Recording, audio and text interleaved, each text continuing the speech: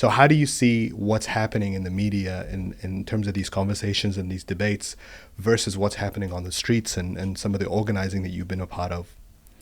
I think that, well, look, the first thing I did after the Suella Braverman interview was gaining a bit of traction was we called a meeting for a national meeting for all of the encampments and any supporters of the encampments to try and plan how can we ensure that the movement doesn't just fizzle out. Summer is coming up, the university terms are ending, and what we wanted to talk about was how do we reignite this in the freshers period and maintain the support that's already been developed. So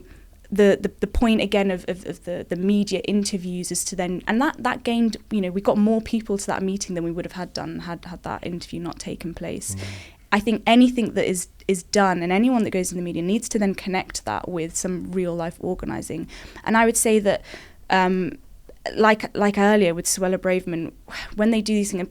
Piers Morgan now is changing his tune and is trying to claim a bit of Israel's gone too far, but it doesn't mean anything to people because he might change his tune again next week. Exactly, you never know. It's very shallow, it's very superficial, and people can see that these figures aren't the be all end all of the movement, but they obviously have an impact. But their impact is one of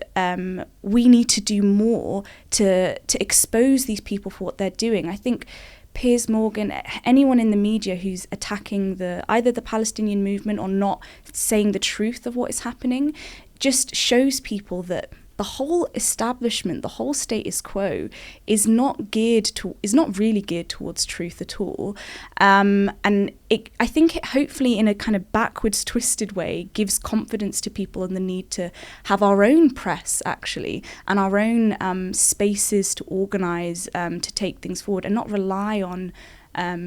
these kind of institutions or figures of any kind.